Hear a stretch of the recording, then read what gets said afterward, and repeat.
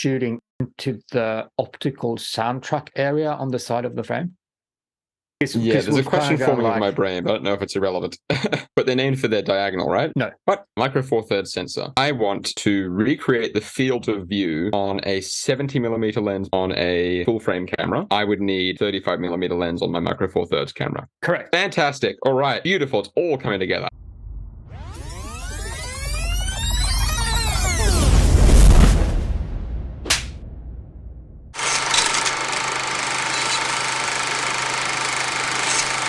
So in my C and glass adventures, guessing focal length and sensor size, it has been going mostly successfully, but I have also been hitting several walls that make it a bit more frustrating and blatantly confusing, largely to do with sensor size. I've been looking up the sensor sizes of certain cameras, finding that basically all of them are full frame to some extent, which obviously adds an existential fear to the whole thing.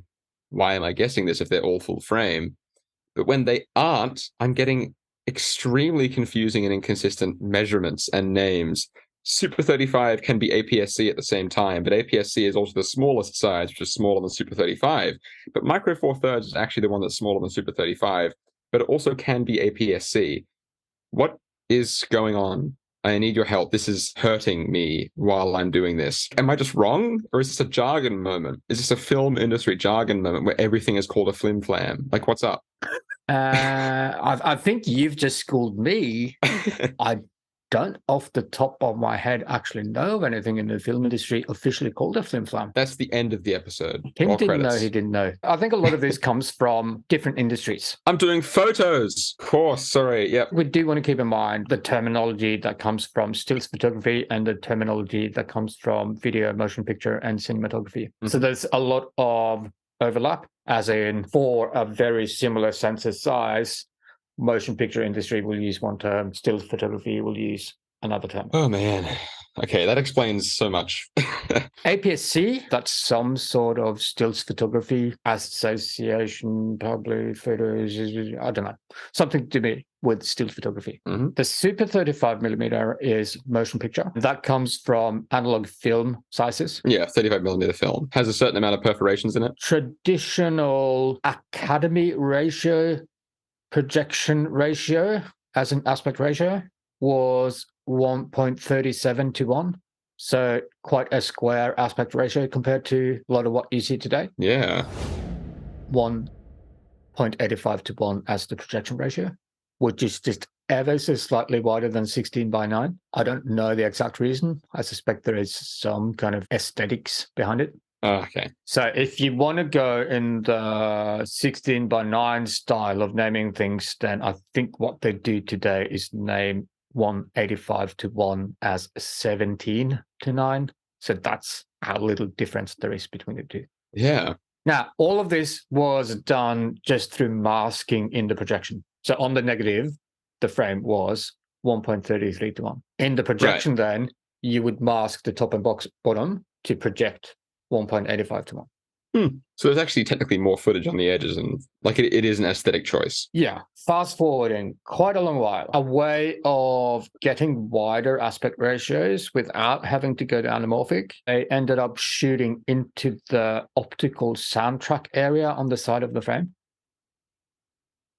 Yeah, there's a question forming in my brain, but I don't know if it's irrelevant.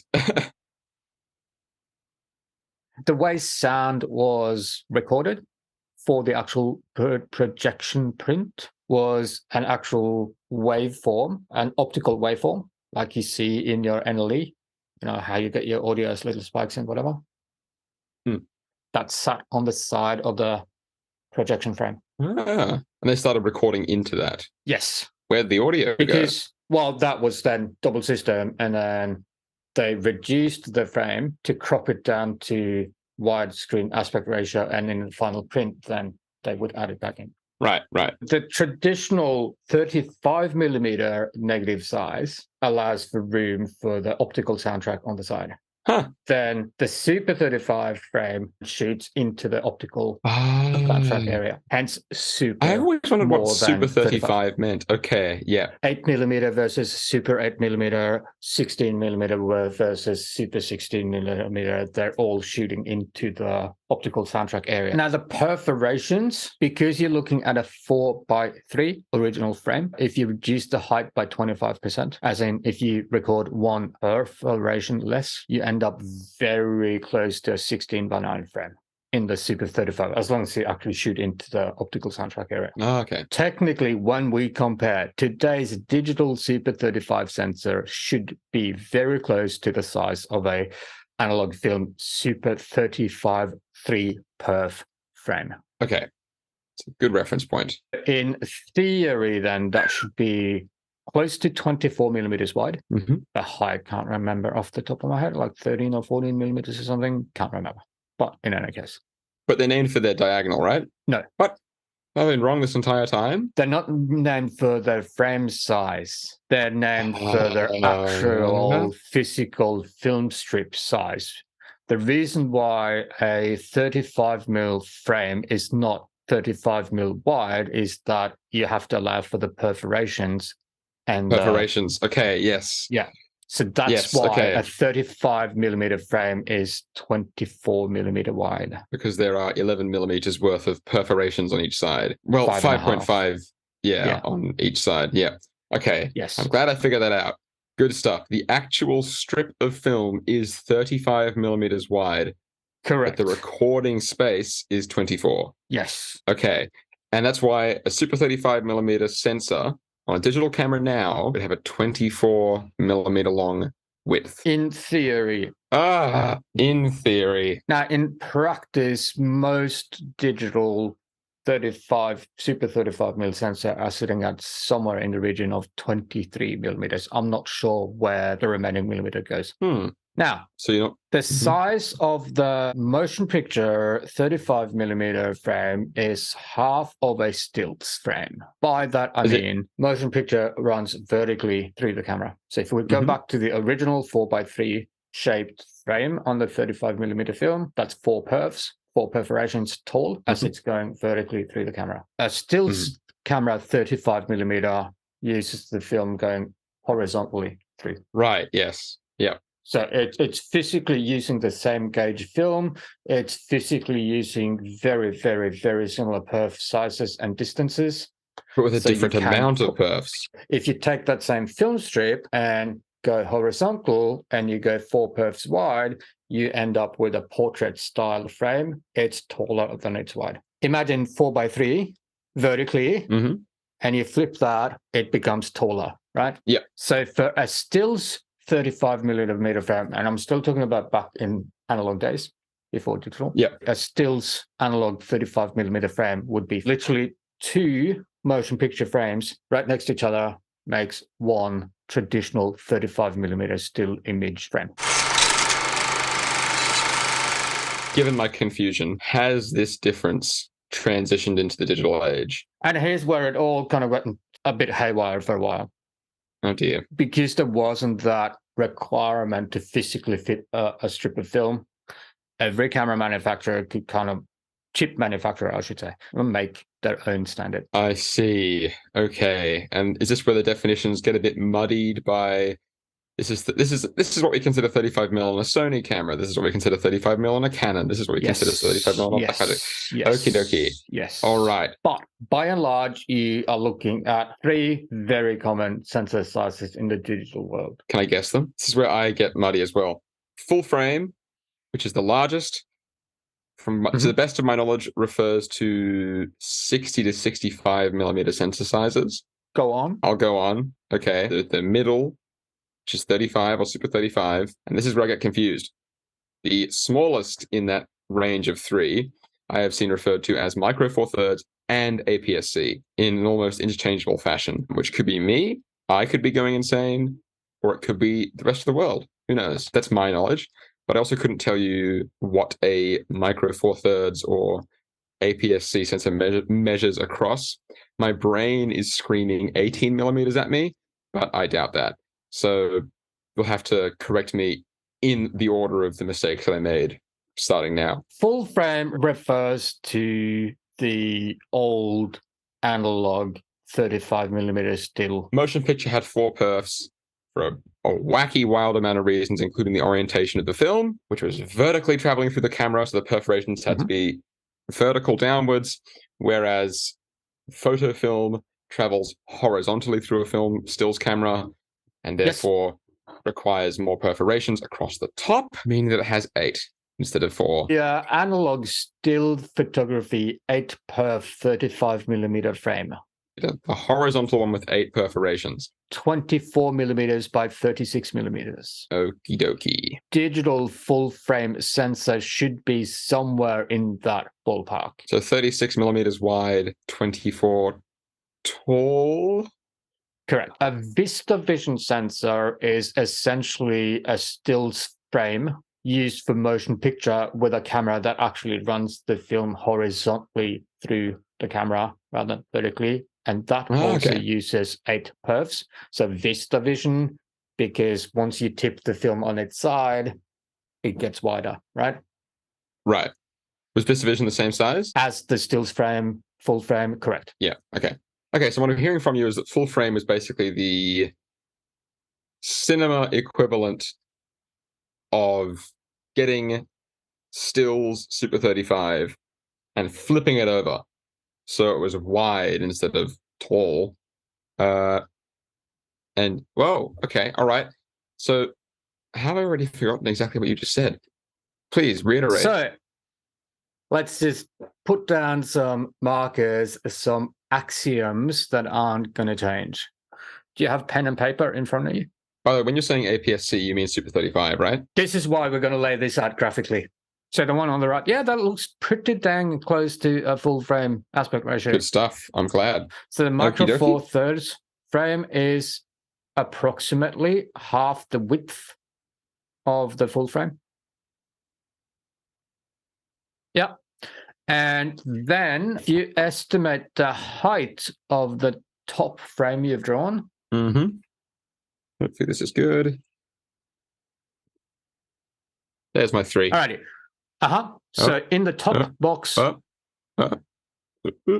we go. you want to write full frame in big capitals. Like full frame? It's rough. Full frame. Full frame. Yeah.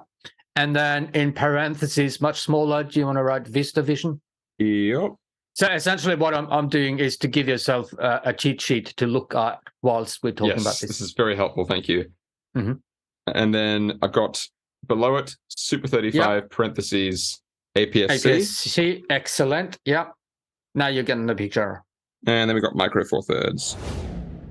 And that's 8 perfs, 8 perforations per still image frame. The motion picture version was called Vistavision. So that was mimicking the still image 35mm frame using 8 perfs running horizontally rather than vertically. Okay, but it was still horizontally, it was 36 by the other number. 24. Is that universal? Does it transition to digital? Is digital full frame 36 by 24? Roughly. For a long way, it wasn't. Of course. But I would say we are looking at within a millimeter or 2. Okay. In the photography world, there is like the next size down is referred to as APS-C. And that again is mimicking half the stills full frame. What is called APS-C?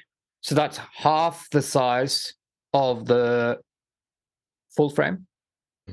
And remember, what did we just say about the relationship between Vistavision and Super 35? Super 35 is about half the size of the Vistavision. Film Super 35, you mean, right? Yes. Which is, sorry, because Super 35 is, it's called Super 35 because it's film. That's like asking, like moving video or still video.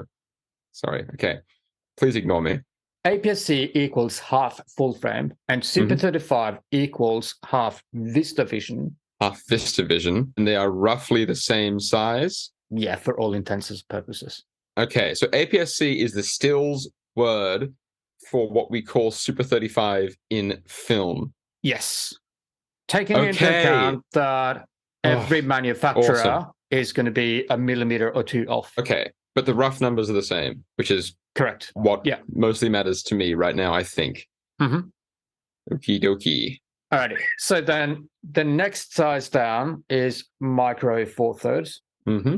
And this is a ginormous rabbit hole. So do you want the actual size relations first, or do you want to kind of delve into a bit of the reason why micro 4/3 is such an odd way of calling a sensor? I have a few questions already. First, I will ask micro 4/3, how consistent is that as a term for a universal size?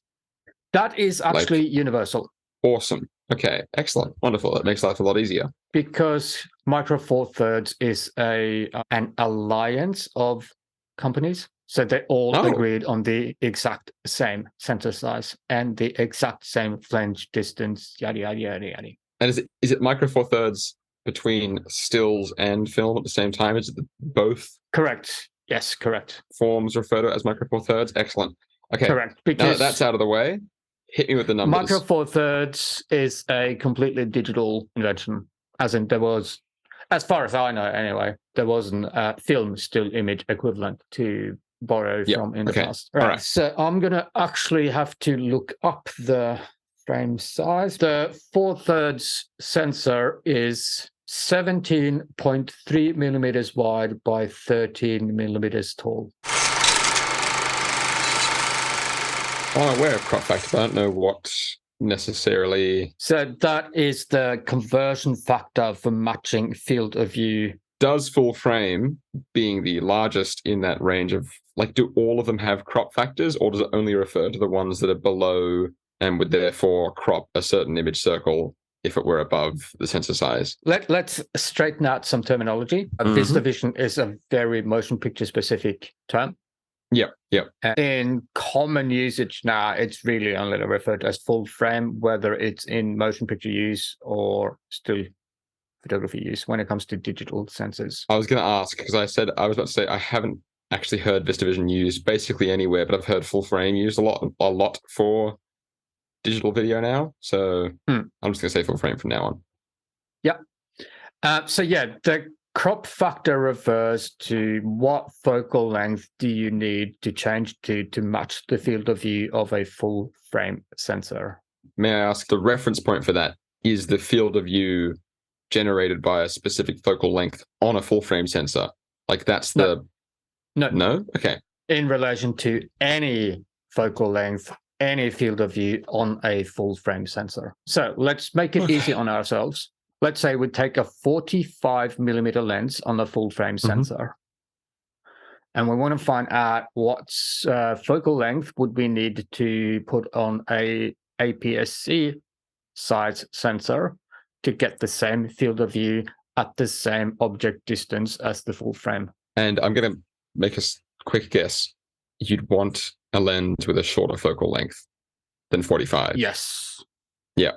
Just keeping it real simple right now, keeping it real dumb for myself, just to keep track mentally. Because I remember losing track of this when we spoke about it in class back in the olden times. So I'm going to touch every single base as we pass it, if that's all right. The crop factor is the number you need to divide the full frame focal length by to get the equivalent focal length on the sensor size you are trying to match. Yeah, so the focal length is the reference point is full frame. Yes, correct. Okay, yeah. So that's what I was trying to ask earlier. Yeah, but it's not tied to a specific focal length. This is for any focal length. Yeah. And there's a reason why I'm choosing an odd number like 45 millimeters. It's just easier to do the maths. Excellent. Because very roughly, the crop factor going from full frame to APS-C is approximately 1.5. So you want to divide 45 by 1.5. 1.5, and then which gives us that number 30 and 30. Okay. So to recreate the field of view generated by a 45 millimeter lens on a full frame camera. Oh my God, this is terrible. Sorry, all the terminology is flooding out of my head. Okay, attempt 3. maybe you don't edit this out. What you just said, the maths, just then. I'll try and rewire it through my brain. Little sneak preview, cliffhanger, whatever you want to call it. Do you want to do the maths or do you want the cheat? The cheat. Let's do the maths first because we started there. We'll come to the cheat. Okay, can I just run through, when you just did the maths just then, I'll quickly run it through my head to make sure it's right. Okay, what I just heard from you, just to run it through my brain again, is that if I have a camera with an APS-C sensor and I want to recreate the field of view generated by a 45 millimeter lens on a full frame sensor, I would use a 30 millimeter lens. Yes, because you need to take the focal length of your full frame lens and divide it by 1.5 to get the equivalent focal length needed on the APS-C sensor. Excellent. Okay, awesome. I'm glad that it's working. I'm just gonna, behind the scenes, just then I wrote a cheat sheet with Kim's help.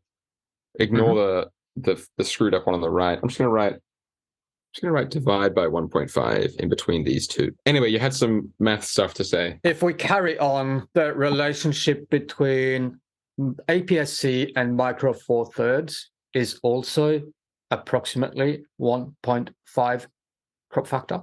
Excellent. But I'm assuming where it gets complicated is the division needed for full frame to micro four thirds, I presume. Where it helps to understand the actual maths behind this. So the way we measure the crop factor is to compare the diagonal dimension of one sensor size to the diagonal dimension of another. Right.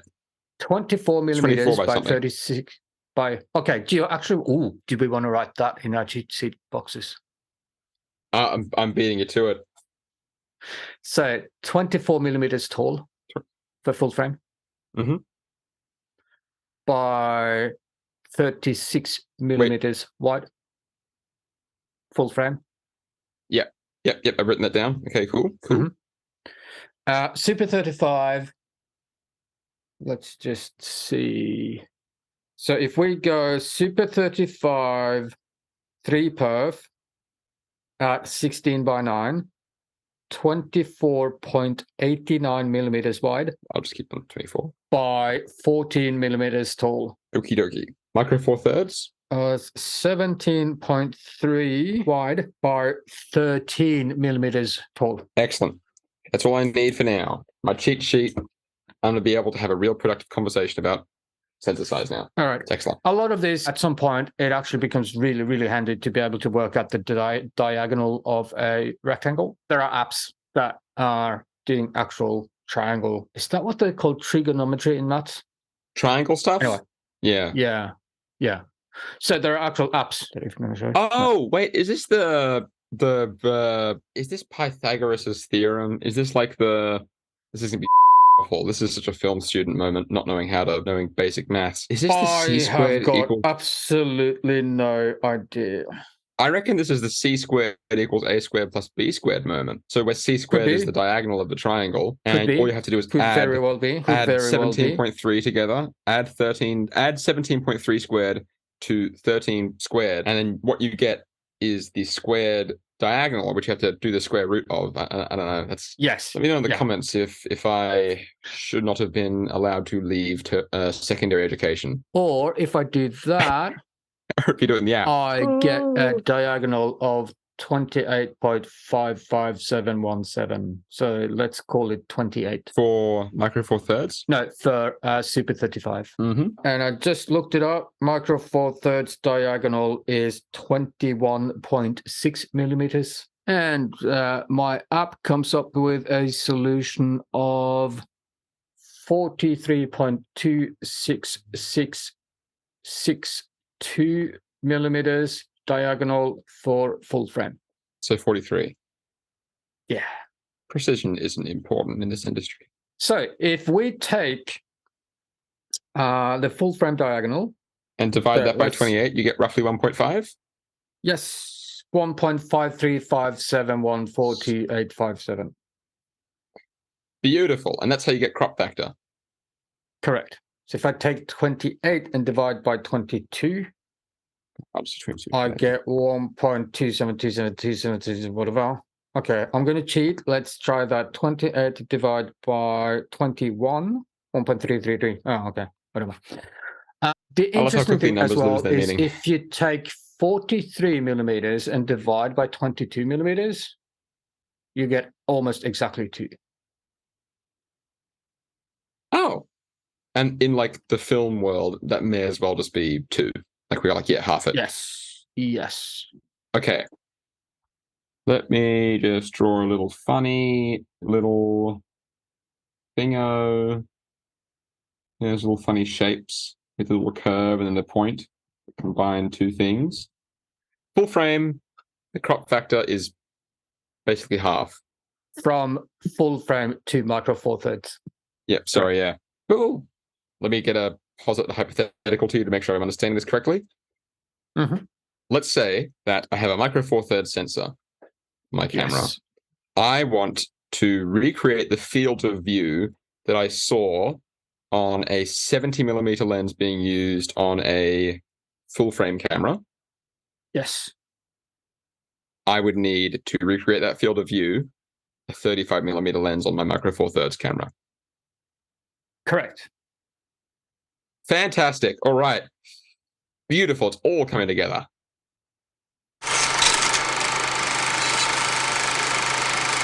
Right. So, do you want the cheats way? So, by some kind of quirk of nature, there is what we call the standard set of lenses, which were the most common focal lengths you'd get in a prime kit. And by quirk of nature, I don't know why, they are spaced roughly 1.5 times the focal length apart.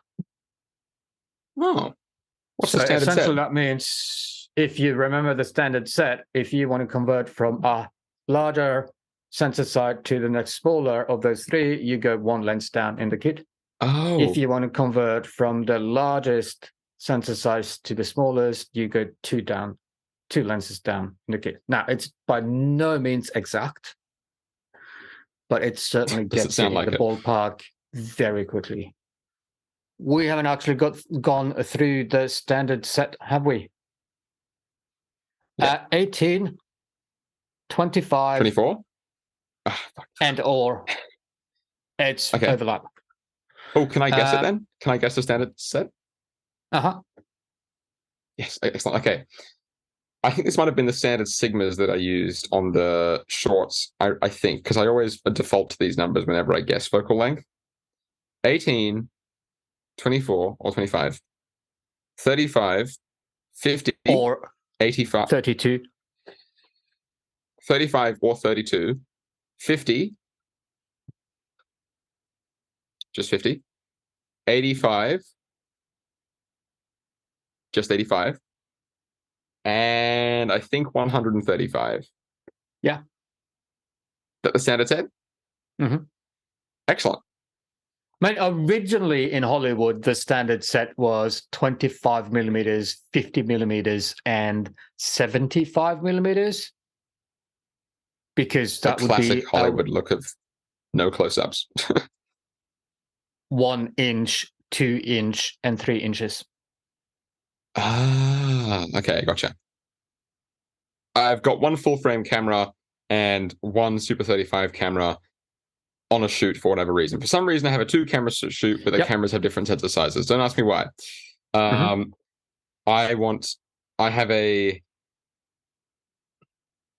35. I have a 50 millimeter lens on my full frame camera, and I want to recreate the field of view of that on the 35 millimeter sensor camera that I have as well. I put a 35 millimeter lens on that camera. Correct. Okay. I have the next day, I have a 2 camera shoot, and the producer has gone even more insane and given me a micro four thirds camera and a full frame camera. I want to recreate. Oh, I'm going to reverse this. No, I'm not reversing it. That's not worth it. I like the field of view that I'm getting on my 85 millimeter lens on my full frame camera. So I want to recreate that on my Micro Four Thirds camera. I use a 35mm lens. Give or take, That's two down, right? Yeah. Give or take, yes. But that's roughly two down. I mean, there's going to need to be some reframing, but that's, like I said, it's the cheats way. It's the quick. Okay. And as such, if I like the field of view that I'm getting on my 35mm lens on my Micro Four Thirds camera, on Micro Four Thirds, if I like that field of view, I would use an 85 on my full frame and a 50 on my 35. Give or take, yes. Give or take. Fuck. This is a complicated day. This is lots of brain information today. This is a big learning day. You can tell because I can't actually speak properly. This is a complicated day. This is lots of brain information today. This is a big learning day. You can tell because I can't actually speak properly. And to summarize your cheat, if I remember it correctly, roughly, give or take, because real numbers don't matter here, if your difference is one sensor size down or up, so Micro Four Thirds to 35 or 35 to full frame, you move down or up one lens, like one focal length. But if the size difference is two sensor sizes down, so full frame to Micro Four Thirds or vice versa, you move up or down by two focal lengths. Correct? Yeah, I wouldn't say focal lengths, but yeah, the idea is there. I just literally go physically looking into my kit and go one sensor size up, one lens up. Ah, okay, gotcha. Cool. Ready. So this is great. This is literally just like fixed all of my issues. So this is where, for the seating glass, you now can start taking into account the sensor size and go, yes, I was actually right. Yeah, because I have been taking into account sensor size, and this is why I asked, because it was getting very confusing terminology-wise. However, also one fallacy in the seating glass. The website that I'm using right now, I've noticed has, probably because it's also professional stills photography, full frame is everywhere. Like it's statistically a good idea to guess full frame because most of the photos there are full frame. So I'm looking for a photo sharing site that has more diversity in sensor size. Doesn't really matter. Because at the end of the day, there is one other factor that is going to change, and that's the equivalent f-stop to get an equivalent depth of field. Which is a conversation for... But is it like a rabbit hole for another day? I can give you the cheat now, and then if you want to, we can go down the depth of field f-stop rabbit hole some other time. Let me give you the cheat now so that you can actually make use of it fully in your seeing glass. Yep. Do you remember the geometric relationship between aperture f-stops? There are only two numbers you need to remember. 1 and 1.4. Because the third number, the next number then is the previous number doubled. Right. Yes. No, it is just consecutively doubling those numbers. So it's 1, 1.4, then 2, then 2.8. Yes. But then the maths gets very, very messy at a certain point. Yes, but the clue here is in the first two numbers, 1 to 1.4 are very similar to 1 to 1.5, your crop factor, which means that when you move up one sensor size, you move up one lens and down one aperture to get a similar depth of field. Okay. All right. Okay. So it took me a really long time to process what you just said. So when I move up a sensor size, I move up one lens and then down one stop of aperture. Correct. To match the depth of field. So there I've just matched the field of view and the depth of field. Okay. All right. That sounds like an excellent hook for another episode. Personally, because that's a great concept and a great little easy tip. But I'm yearning to know more. But I know it will take another subsequent 2-hour conversation to fully grasp that entire concept. Excellent.